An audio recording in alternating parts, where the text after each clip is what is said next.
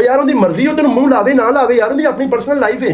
हूँ तेरी कोई हरकत बुरी लगी है तो उन्हें तेन नहीं इस साल लाहौर च वैलकम किया, बसंत तो उन्हें तेन वैलकम नहीं किया, तू इस चीज़ का केला खा गया, इस चीज़ की तेन थोड़ी तकलीफ हुई है कि उन्हें इस बार मैंने वैलकम क्यों नहीं किया। मैं खलफन कह रहा जो उन्हें गाना गाया मैं उन्होंने बहता जो सारे ने बहते सिर्फ डकी वास्ते गाया सी। पर तेरी जी सोच है ना छोटी है, छोटी सोच का तू मालक है। तू वो गल अपने आप को लै गया तो तू उठते हथ ही तू उनकी बीवी से गल करती कि जनानी नहीं सांभी जाती। तेरे को भी जनानी नहीं सांभी गई जिन्हें तू हक महर लेके दिता सी, ठीक है याद ही ना। तेरे को भी जनानी नहीं सांभी गई जी बदों अदालतों भजी फिरी है, तेरी जनानी सी। रजब भट्ट की जनानी अदालतों नहीं भजी फिरी। हर बंदा बुरा नहीं होंदा। ते रजब दे नाल जिन्ना चिकर मान डोकर खड़ा, तू रजब के खिलाफ ना बोल। जो तेरे गिफ्टर आके रजब भट्ट को गिफ्टिंग करने लगे तो तू यह गल कर दी कि गुस्ताखे रसूल है, तौबा नौज़ बिल्लाह गिफ्टिंग ना कराया करो। ला हौला वला कुव्वता इल्ला बिल्लाह अस्तगफिरुल्लाह अस्तगफिरुल्लाह अस्तगफिरुल्लाह। पहली गल तो मैं तेन यह दसा, जिथे तू लाहौर बैठा सा तो जिन्ना को जाके बैठा सा ना वो तलक रजब भट्ट का सी। रजब भट्ट तेन मिलवाने वाला सी। तू उत्थे बिन बुलाया मेहमान सा 12 रेस्टोरेंट के विच, तीसरे हथ के तलक के नाल तू उत्थे गया सा। और जो उनके ओनर को पता लगा कि इनका रजब नाल नहीं सिस्टम नहीं बन रहा, ठीक है, उन्हें फौरन रजब को फोन किया। तीसरा बंदा शरीफ आदमी है, मैं उनका नाम लेना गवारा नहीं करता क्योंकि वह कंट्रोवर्सियां च पैंदा नहीं है। समझने वाले समझ गए ने। तू जिथे पसंद करन गया सा, जिथे तू गया सा वो भी रजब भट्ट का तल मोटर पर बह के तू लाले मोइन के खिलाफ 40 बंदियां दे विच कीती। ते मैं बाहर आ गया, मैं कहा रजब है बंदा खानदानी नहीं है। दाद की कसम वो चीज़ा ने मैं इतने कढ़ागा ना, तो बड़े बड़े लोगों ने अपने सिंह फसाए ने ना, तेरे सिंह असीं मरोड़ देंगे। मतलब जमाना रजब का तलक है, ठीक है, 12 रेस्टोरेंट मोइज च रजब का तलक है, ठीक है। तू किस हिसाब नाल उत्थे गया? सिग्मा मोटर से भी तलक रजब भट्ट का ही है, अद्धे तो ज़्यादा शोरूम होंदा है, ठीक है। चोरी सगीर भी तेरे नाल मिलाउण वाला जिन्होंने तू बड़े भैया कहना ना, वो भी रजब भट्ट ही है। सानू पता तेरी कितनी औकात है मालक सियालकोट दे विच। पतलू की ईमान पर बात करना इन लोग के लिए महंगा पड़ चुका है।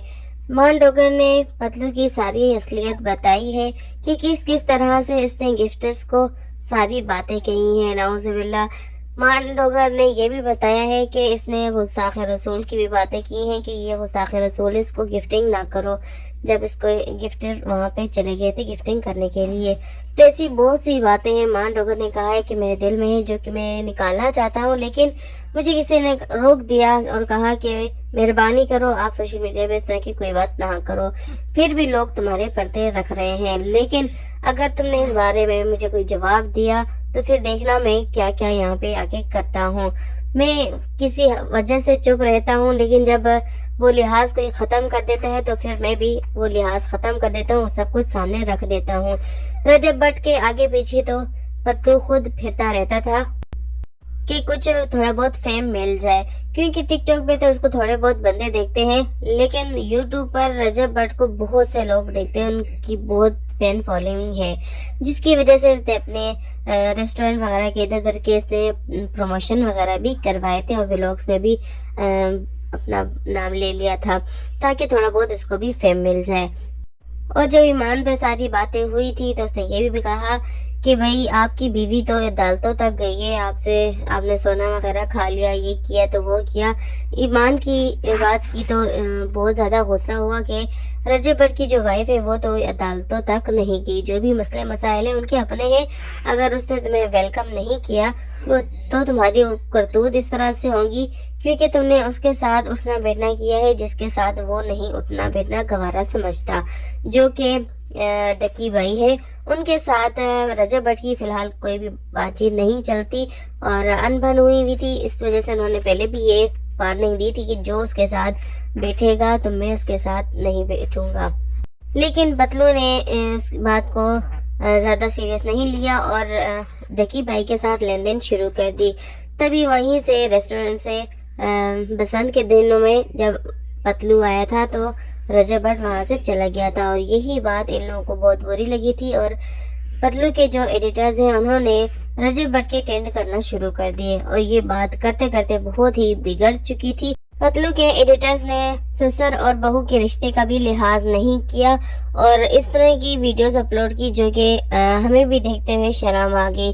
इन्हीं बातों को देखकर मांडोगर भी बहुत ज्यादा गुस्सा हुए और आज आकर उन्होंने स्पेशली लाइव आए और मिस्टर पतलू को वार्निंग दी कि नेक्स्ट दोबारा ऐसे आप हरकत नहीं करना, क्योंकि यारी दोस्ती में ये सब चीजें अच्छी नहीं लगती।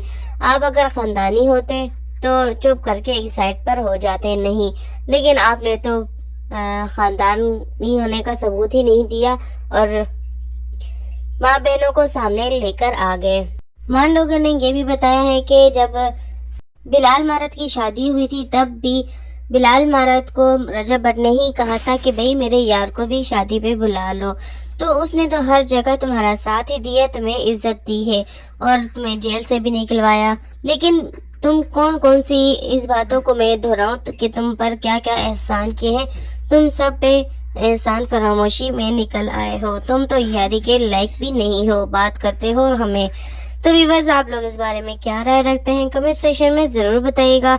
चैनल को सब्सक्राइब नहीं किया तो फौरन से सब्सक्राइब